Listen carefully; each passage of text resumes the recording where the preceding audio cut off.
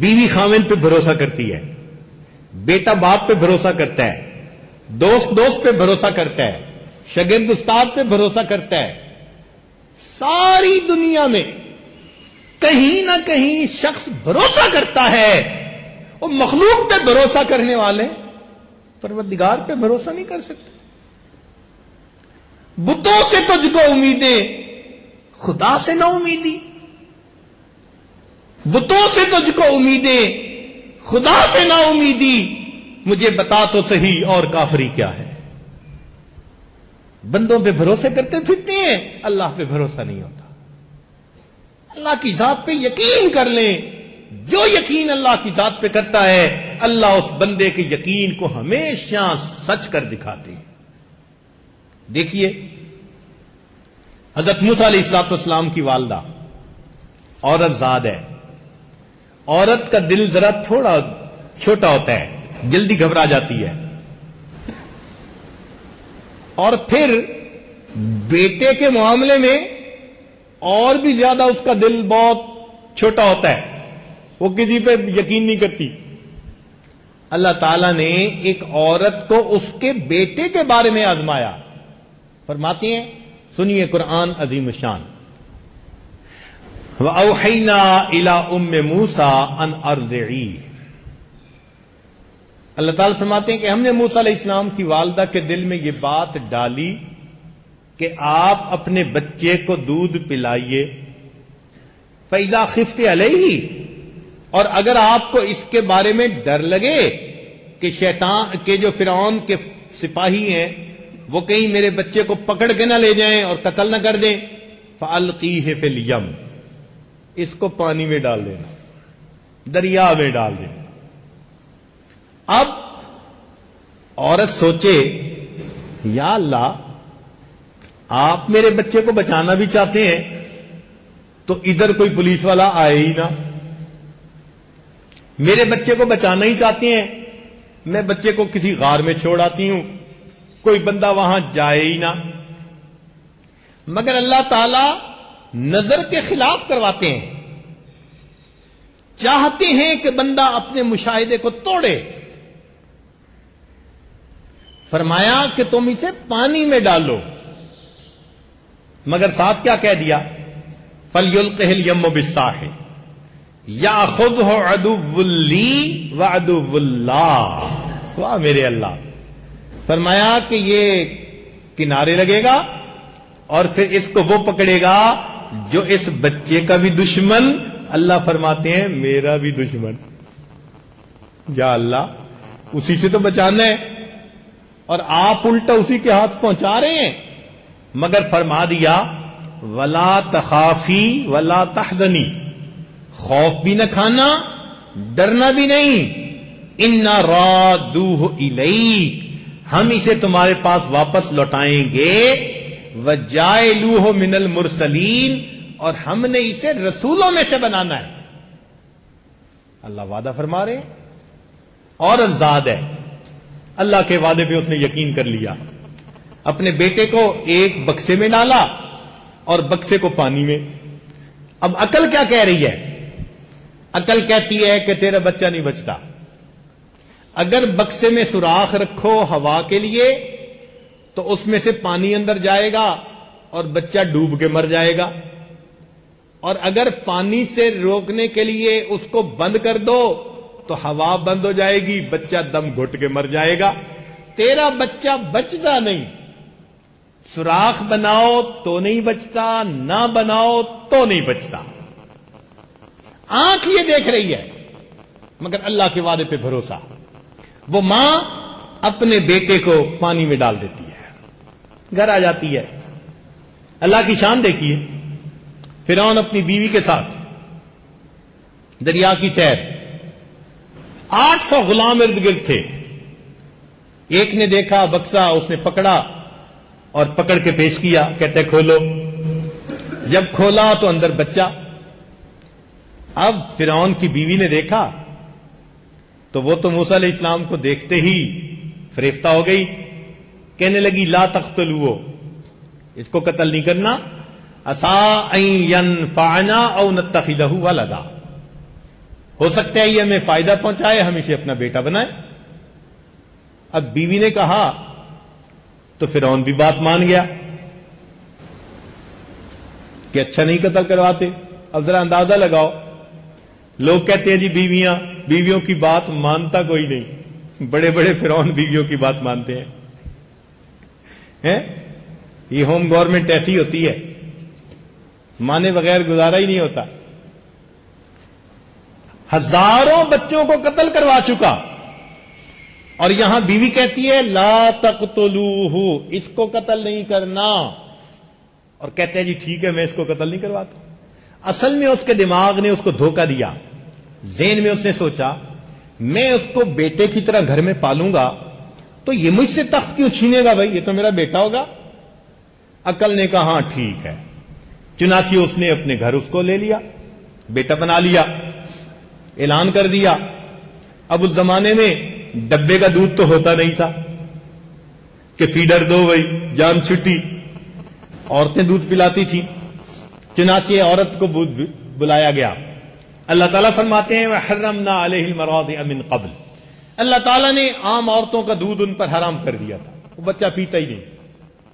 اب بچہ رو رہا ہے، اور بچے کے رونا جو ہوتے ہیں نا یہ بڑی طاقت ہوتی ہے۔ توبہ، بچے کے آنسوؤں میں اتنی طاقت ہے کہ بڑے بڑے ہتھیاروں میں بھی وہ طاقت نہیں ہوتی۔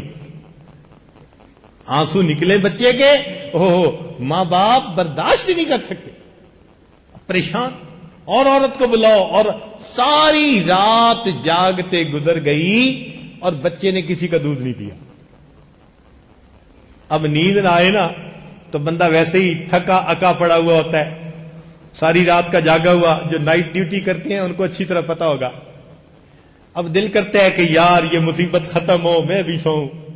وہ بھی خدائی کا دعویٰ کرنے والا بدبخت کیسا تھا، اکا پڑا تھا نیند کے نہ آنے کی وجہ سے، کہتا تھا جی کوئی آئے دودھ پلائے میری جان چھوٹ جائے۔ ادھر کیا ہوا؟ اللہ تعالیٰ فرماتے ہیں وَأَصْبَحَ فُؤَادُ أُمِّ مُوسَىٰ فَارِغًا، موسیٰ علیہ السلام کی والدہ نے صبح کی بڑے غم کی حالت میں ان قادت لتبدی بہ لولا ربتنا علی قلبہا، اگر ہم اس کے دل پہ گرا نہ دے دیتے، اس کے دل کو تسلی نہ دے دیتے تو وہ رو پڑتی اور راز کو کھول بیٹھتی۔ ہم نے اس کے دل کو تسلی دیے رکھی۔ بیٹی کو کہنے لگی بیٹی جاؤ بھائی کا پتہ کر کے آؤ۔ بہن بھاگی گئی، اس نے جا کے محل میں تماشا دیکھا، بچہ دودھ نہیں پیتا، اور بادشاہ سلامت کہتے ہیں بھئی بلاؤ کسی کو دودھ پلائے۔ جب اس نے دیکھا تو کہنے لگی هل ادلکم علی اہل بیت یکفلونہ وہم لہ ناصحون، میں تمہیں گھر والوں کے بارے میں بتاؤں جو اس کی کفالت بھی کریں گے اور اس کے بڑے خیر خواہ بھی ہوں گے۔ کہتے ہیں یہ خیر خواہ کا لفظ سن کے نا فرعون کو تھوڑا شک پڑا، وہ اس کو پکڑ کے پوچھتے ہیں لڑکی کیوں کہہ رہی ہے کہ وہ بڑے اس کے خیر خواہ ہوں گے؟ وہ بھی موسیٰ علیہ السلام کی بہن تھی۔ کہنے لگے جی ہم آپ کی رعایا ہیں، ہم آپ کے خیر خواہ نہیں ہوں گے تو کون آپ کا خیر خواہ ہوگا؟ کہتے ہیں ہاں بالکل ٹھیک ہے، اچھا جاؤ لے آؤ۔ وہ بھاگی ہوئی گھر آئی، کہتی ہے امی چلو۔ موسیٰ علیہ السلام کی والدہ آئی، انہوں نے موسیٰ علیہ السلام کو دودھ پلایا، بچے نے دودھ پینا شروع کر دیا۔ اب جب اطلاع ملی نا فرعون کو کہ جی وہ تو بچے نے دودھ پینا شروع کر دیا، کہتے ہیں بہت اچھا ہوا، اچھا میں سونے جا رہا ہوں۔ موسیٰ علیہ السلام کی والدہ 2-3 دن وہاں رہیں، اور 2-3 دن کے بعد انہوں نے کہا بھئی اتنا گھونسلہ اپنا کچا ہو یا پکا، میں تو اپنے گھر جاتی ہوں، میں نہیں یہاں رہ سکتی۔ اب فرعون کہنے لگا جی خدا کی بندی تو واپس نہ جا، بچے کو ساتھ لے جا، اپنے گھر میں ہی اس کو دودھ پلاتی رہنا، اور میں تمہاری تنخواہ دودھ پلانے کی تمہارے گھر بھیج دیا کروں گا۔ اللہ فرماتے ہیں فَرَدَدْنَاهُ إِلَىٰ أُمِّهِ، ہم نے لوٹا دیا اس کی والدہ کے پاس، کئی تقر عینها، تاکہ اس کی آنکھیں ٹھنڈی ہوں، وَلَا تَحْزَنْ، اور وہ غمزدہ بھی نہ ہو، وَلِتَعْلَمْ، اور وہ جان لے أَنَّ وَعْدَ اللَّهِ حق، جان لے کہ اللہ کے وعدے سچے ہیں، وَلَٰكِنَّ أَكْثَرَهُمْ لَا يَعْلَمُونَ، اکثر لوگ یہ بات نہیں سمجھتے۔ تو بھائی اللہ رب العزت کے وعدے سچے، اس کو یقین کہتے ہیں۔ یہ یقین اگر ہمیں نصیب ہو جائے، ہماری زندگی پھولوں کی سیج بن جائے۔ نبی علیہ الصلوۃ والسلام نے ارشاد فرمایا، الیقین قوتی، یقین میری غذا ہے، اور واقعی اسی یقین سے اللہ تعالیٰ انسان کے معاملات کو آسان کر دیتے ہیں۔ نگاہ مرد مومن سے بدل جاتی ہیں تقدیریں، جو ہو ذوق یقین پیدا تو کٹ جاتی ہیں زنجیریں۔ اس لیے قرآن پاک کے شروع میں ہی دیکھیے اللہ تعالیٰ نے فرمایا ذالک الکتاب، یہ کتاب ہے لا ریب فی، اس میں کوئی شک نہیں، ھدی للمتقین، متقیوں کے لیے ہدایت۔ یہ پہلے کیوں کہہ دیا لا ریب فی؟ اس لیے کہہ دیا کہ شک سے یقین ختم ہو جاتا ہے۔ جس طرح سرکے سے شہد فاسد ہو جاتا ہے، اس طرح شک سے انسان کا یقین ختم ہو جاتا ہے۔ تو آخرت کے بارے میں کوئی شک نہیں دل میں ہونا چاہیے۔ کہتے ہیں نا دیہاتی لوگ، او جی اے جہان مٹھا اگلا کہ ونج ڈٹھا۔ یہ کون سی بات ہوئی بھائی؟ نبی علیہ السلام نے اگلا جان جا کے دیکھا، اور نبی علیہ السلام نے بتایا، اور ہمیں اپنے آقا کے کہنے پر 100% یقین ہے۔ اس لیے امام اعظم غنی فرماتے سے کسی نے پوچھا تھا آپ مومن ہیں؟ فرمایا انا مؤمن حقا، میں پکا مومن ہوں، اس میں شک والی بات ہی کوئی نہیں۔ تو شک طبیعتوں میں نہ آنے دیں۔ شک آیا اور ایمان گیا۔ اس لیے نبی علیہ الصلوۃ والسلام نے شرک سے بچنے سے پہلے بھی شک سے بچنے سے اللہ کی پناہ مانگی۔ حدیث پاک میں دعا سکھائی گئی، اللہم انی اعوذ بک من الشک والشرک والشقاق والنفاق وسوء الاخلاق۔ شرک سے پہلے بھی شک سے بچنے کی۔ شک بہت انسان کو نقصان دیتا ہے، اللہ تعالیٰ میں شک سے بچائے۔ اس لیے جب انسان یقین اپنے دل میں مکمل کر لیتا ہے، کامل کر لیتا ہے، اللہ کی طرف سے کو فلاح ملتی ہے۔ چنانچہ قرآن مجید میں فرمایا ایمان والوں کی صفتیں کیا؟ وَبِالْآخِرَةِ هُمْ يُوقِنُونَ، اور آخرت کے ان کا پکا یقین ہوتا ہے۔ یہ کون لوگ ہیں؟ اولئک علی ھدی من ربہم واولئک ھم المفلحون، جن کا یقین پکا ہوتا ہے، ہدایت پہ بھی ہوتے ہیں اور ان کو فلاح بھی ملتی ہے۔ اور قرآن کی اس آیت کی تفسیر باقی پورا کا پورا قرآن ہے۔ شروع میں اللہ نے مقصود بتا دیا کہ یقین والوں کو ہم ہدایت بھی دیتے ہیں، فلاح بھی دیتے ہیں، اور اس کی تفصیل میں اللہ نے اپنا پورا قرآن باقی نازل فرما دیا۔ اللہ تعالی ہمارے یقین کو کامل کر دے۔